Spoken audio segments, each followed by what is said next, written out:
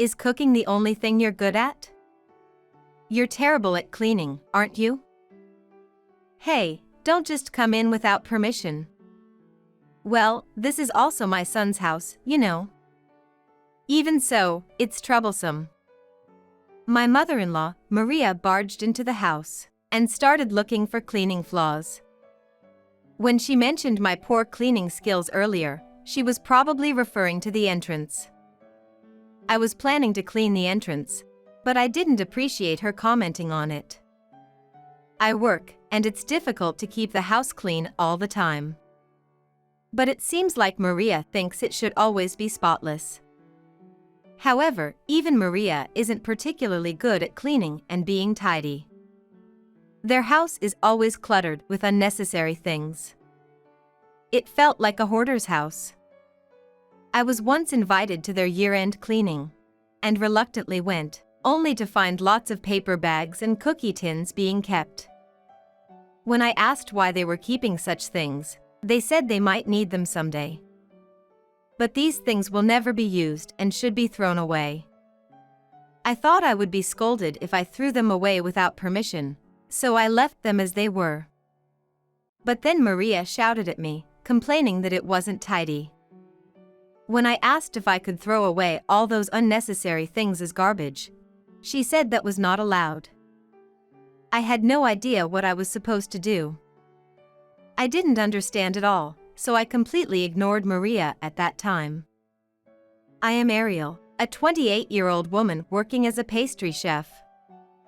If you ask me if I'm good at cooking in general, I don't think so. I know several colleagues who excel in pastry making, but struggle with other types of cooking. However, I also have a separate license as a cook, and I'm quite skilled in cooking. That's why Maria always sarcastically remarks that cooking is my only talent. It's rude to say such things, but the truth is, Maria's cooking is far from appetizing.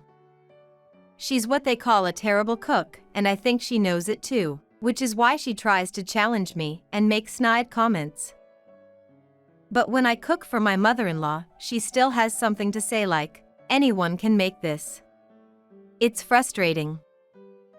She goes around the house, checking everything, and her eyes light up as she opens the refrigerator. Inside the fridge, there are some side dishes that I made, but she helps herself by opening the containers without permission and eating them. This tastes quite good. I could eat this. Huh? Why does she have to talk down to me and say things like I could eat this? It's frustrating that she ate it with her bare hands. Although it's a waste, I thought of throwing away that side dish. I've decided to host a dinner party at our place. All our relatives will be coming, so I want you to cook. Prepare some appetizers and bring them over. Even if you suddenly ask me to do that. I remember you have Saturday off this week, right? I heard from Clark. Yes, I have that day off on my shift. Then, prepare everything in the morning, okay? It's perfect because we're having the dinner party on Saturday night. I had no idea what was so perfect about it, but Maria seemed satisfied and convinced herself. I thought it was troublesome, but in the end, I agreed to do it. On Friday, I had work, so I went shopping on my way home, feeling exhausted. I came home, did the preparations, and went straight to bed. Even though I looked busy, my husband was leisurely playing games on his smartphone or reading magazines. I'm tired of the game. I'm going out for a bit. Where are you going at this hour? To the pachinko parlor. It's still open. Hey, I told you to cut down on pachinko. Why do you go so often? Come on, it's fine. I can make a big profit if I win. There's a machine that hits the jackpot a lot. I'll hit it big. And so, my husband went out to play pachinko. He's within his own allowance limit, so it's not a big issue, but I've heard that people with gambling addictions can't easily break free and may need treatment. Something about adrenaline or some chemicals flooding the brain, making it difficult to forget the thrill. That's why I wanted him to quit before touching our joint account. I realized that I still had a chance to change things. So I wanted my husband to spend his money and time on healthier hobbies. Since he seemed to spend quite a bit on mobile games, I felt that it was a meaningless way to pass the time. I diligently prepared everything from the morning of the following Saturday. My husband, who had come back from pachinko and played games until midnight, was sound asleep and didn't wake up until noon. I'm going to the convenience store. I wondered why I had to show concern for my husband, who was tired from pachinko and games. If he were tired from work, it would be a different story, but I didn't want to be lectured by someone who had played until the early hours of the morning. I was already tired from preparing the appetizers, so I wanted some words of encouragement. Well, my husband probably wouldn't care if I was tired, and he most likely wouldn't even say a simple thank you.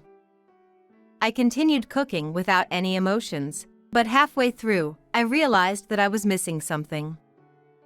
I had bought the ingredients on my way home yesterday, but I had carelessly forgotten to buy cherry tomatoes. I can't make capris without them. We have the cheese, but why did I forget? Well, I guess I have no choice but to go quickly to the supermarket. As someone who tends to forget things, I resigned myself to the situation and headed to the supermarket. At that moment, I saw a certain scene, and my eyes widened. Is this the Last Supper? I murmured to myself and completed the appetizers. By the time I finished, it was already evening. It was a bit early, but I took the appetizers and headed to my in-laws' house with my husband, where his parents welcomed us. Oh, you came early. Yes, I finished a bit earlier than expected. Well, cooking is the only thing you're good at, haha. You're terrible at cleaning. Anyway, just leave it there in the kitchen until the rest of the relatives arrive. Keep it wrapped, I want to surprise them. Understood.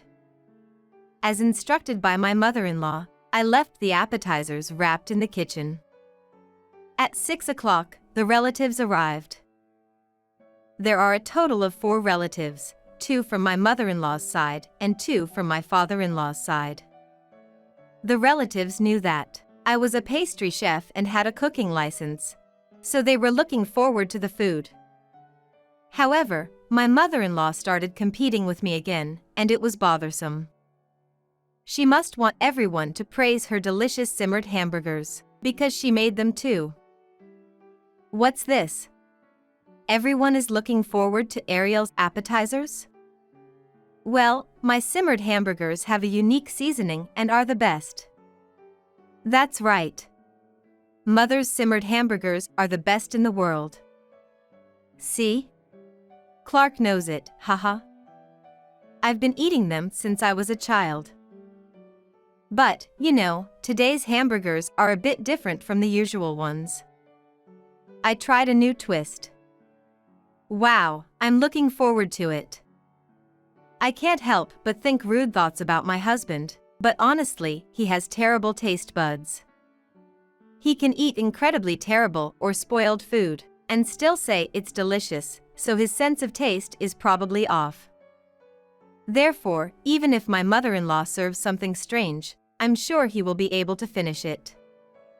I don't look down on others just because I'm good at cooking. But I dislike my mother-in-law's cooking because she did something incredibly mean to me before.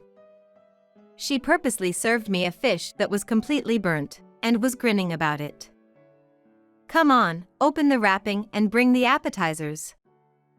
Yes. I did as she said, unwrapped the package, and brought the appetizers to the living room. When Maria saw it, she had a sly smile on her face and said something very mean-spirited. Wait, what's this? What is it supposed to be? It's the appetizers you asked for. Huh? This doesn't look like appetizers at all. Don't bring me this leftover crap. Huh? It looks dirty just by looking at it. Even if you claim to be good at cooking, you're just at this level, huh? Maybe I'm even better than you. Irritated, so I responded to my mother-in-law with a firm tone. Feel free to say whatever you want. It's the last time anyway, so, well. Huh? I started cleaning up in silence, but left a small portion on a plate. It was for Noelle. I made it today for Noelle. I've endured it because she says she likes my cooking. It's not for you, Maria or Eric, really. What did you say? So you never intended to make it for us from the beginning. You're heartless. Yes, that's correct. It's only because Noelle likes me and is kind to me. Noelle is a 5-year-old girl, a relative of my mother-in-law. She's adorable and full of innocence, and I've always doted on her. Noelle was happily stabbing the portioned appetizers with a fork and eating them. She said they were all delicious. Wow, Ariel, you're really amazing. Everything is delicious. Thank you, Noelle. I heard you like fish, so there's also fried fish. Is this it? Can I eat it? Please, go ahead. Noelle, eat this instead. It's Auntie's special simmered hamburger. Maria seemed to think she couldn't lose, and served Noelle an extra portion of simmered hamburger. Noelle skillfully cut a piece of the hamburger with her spoon, and put it in her mouth. But the next moment, she made a face as if she was about to spit it out. EW. It's so salty. Huh? It tastes weird. Other relatives also took a bite of the simmered hamburger, but managed to hold back and swallow it. I was scared too, but I thought it wasn't something inedible, so I cautiously tried it myself. And it had an indescribable taste. What the hell is this? This time, I added soy sauce and non-PLA. Even a Japanese-style simmered hamburger can be delicious, right? Sorry, Auntie. This doesn't taste good at all. What? It feels like it's not even food. Hey, isn't this house kind of dirty, by the way? Why are there so many empty cans? Well. And also, Auntie, your clothes smell. Huh? Oh well. I love hamburgers, but I don't like this. Yeah, it has a weird taste. Ahaha. Noelle, who is only 5 years old and says whatever comes to her mind, indirectly expressed that it tasted bad. Certainly, in terms of whether this is delicious or not, it's clearly bad. As proof, even my taste-challenged husband couldn't eat it and ended up spitting it out. What is this? It's smelly, salty, and impossible to eat. No, it's delicious. Eric, who has an even less discerning palate, claimed it was tasty and continued eating. In this dinner gathering, it seems that only my mother-in-law and father-in-law can stomach the simmered hamburger. You all are so disrespectful. Are you criticizing something that your mother worked so hard to make? Well, then, what about me? I tried my best, but I was called leftovers and such. You shut up. You're just a daughter-in-law, yet so cheeky. That's right. Who do you think you are, getting all cocky? Oh, by the way, what do you mean by saying this is the end? I was so preoccupied with the simmered hamburger that I forgot to mention. Actually, I'm thinking of divorcing my husband. Huh? What? What the hell? I thought of making this tomato caprese, but I forgot to buy it yesterday. So, I went to the supermarket just to buy tomatoes, and guess what? My husband was doing something lewd with another woman. Wait a minute. Doing such things in a back alley, how despicable. It's disgusting, you pervert. Stop it. Hey, what does pervert mean? I'm sorry, Noelle. Could you go to mommy's room over there? Okay. Bye-bye, pervert. You. Don't say weird things. Want to see the evidence? I have it recorded as a video. I'll keep this as evidence. Just in case it escalates to a court case, I'll make sure to keep it safe. And no. Stop it. I don't want that. When I played the video, the relatives who were present froze. I thought it was inappropriate to show such disgusting footage during a meal, but I had already lost my appetite anyway. My husband was doing something strange with a woman in a back alley, thinking that he hadn't been caught. However, since it was a busy place, there's a chance that many people saw it. I wondered what he was doing so brazenly in broad daylight, but my husband is an idiot, so it's not surprising that he would do something like that. What's wrong with it? Even Clark wanted to date a beautiful woman. Can't you just forgive him for that? Huh? If there are people who would forgive being cheated on, they must either be saints or insane. I got tired of you because you're disappointing. Don't you understand that? If you were beautiful, Clark wouldn't do such things. So, you're taking his side. Well, I guess you have a thing for handsome men, right?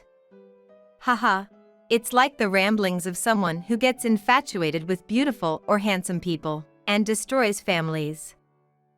What? Maria, weren't you doing something strange in the supermarket parking lot today? Look, check this out. This is. They're getting so close and intimate, what do you think they're doing? It's disgusting, isn't it? I then showed everyone a certain photo.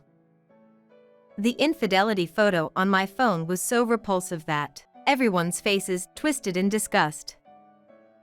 Eric's face gradually turned into that of a plump devil, and he became so angry that steam seemed to be coming out of his head. He shouted and yelled in a fit of rage. What the hell? You went to buy ingredients for the stewed hamburger, right? And you were doing this in the parking lot. Well. I did go shopping, that's true. So, you cheated while you were out shopping? Were you meeting up with the guy you were already involved with? Well, I guess it turned out that way. I won't forgive you anymore. I can't be with a filthy woman like you. Pay me alimony and let's get divorced. Wait a minute. I've been a housewife all this time. How am I supposed to survive if we divorce? I don't care. Get a job, even if you have to borrow money. Pay me the alimony. No. Maria started crying and causing a ruckus, causing the pot with the stewed hamburger to topple over. I had placed the appetizers in a corner, thinking that Noelle might eat them later, so I was not stepped on or thrown around. Is everything over?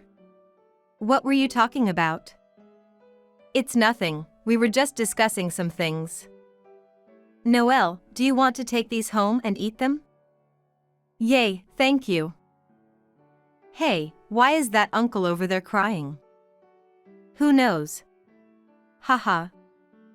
My husband and Maria cried incessantly, and the relatives looked at them coldly as they crouched on the floor.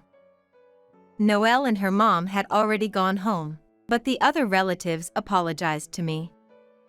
Maria apologized for calling it leftover food, and my husband knelt down to apologize for his infidelity. However, I had no intention of forgiving them, so I was determined to get a divorce. In the end, I divorced my husband and received alimony. I'm glad we didn't have any children yet. I think I would have had an even harder time if I had children with someone like him. As a bonus, my ex-husband became addicted to pachinko and wasted all his money, leading to him being fired from his job for misusing company funds. From now on, I'll work for myself and enjoy a happy life.